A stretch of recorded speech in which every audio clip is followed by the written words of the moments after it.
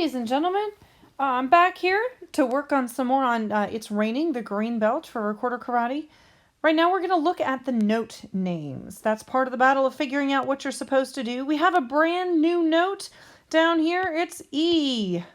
You're going to cover up the thumb on the back as on the left hand, as well as the first 3 fingers on the left hand, just like you're playing a G. But now you're going to add the first 2 fingers, 1, 2, on the right hand. So that's your index finger and the finger right after that.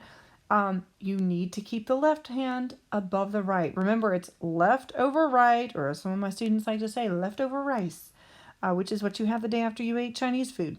So we have we're leftover rice. That is our new note E. It is on the bottom line of the treble clef. So now let's go back up to the piece and check it out and start decoding our notes. First thing we want to take note of here, you'll notice I have my counting written in, but the first thing we want to take note of is that I have a treble clef at the beginning. That means that this line right here that the big swirly thing goes through is the G line. Oh, that happens to be our first note. Would you look at that? It's sitting on the G line. I'm going to write a G above it. Please note, I do not recommend that you write your note names in your music. Your teacher probably does not want you to do this. Also, it does not teach you how to decode the notes in your head on the fly as you look at them. All it does is give you a crutch, and I have never had a student be successful when they write in all the note names. I'm doing it for your purposes to help show you how it works. Please don't do it on your own paper. Make yourself decode it until when you look at this note on this line right here, you know that's a G. All right, our next note is also a G because it's on the same line. That's easy. This note right here, this second note in the second measure, is on the bottom line. That's an every good boy does fine. That's an E for every. So we have an E. Our next note is our second space note. That's an A. Remember that from there's a bass in the space. Our next note is another G. It's on that second line that the G clef wraps around. Then we have 2 more E's. These are popular.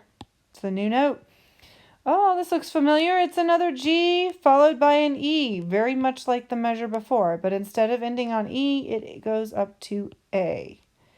And then our last 2 notes of this line are our G, right, second line up, every good, and an E, which is every, right?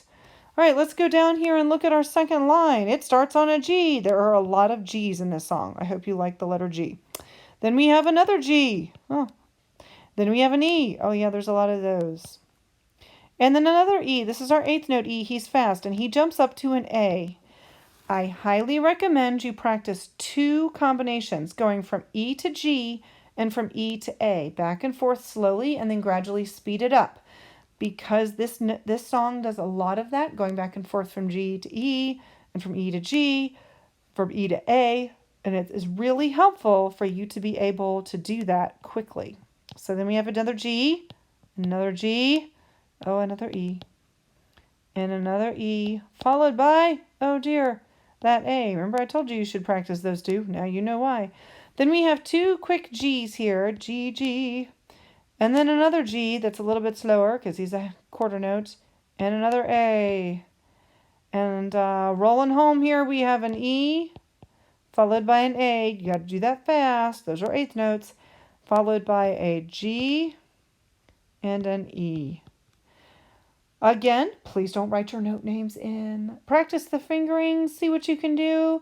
Then add it with the countings and tonguing. Don't forget all of these things. And good luck on the green belt.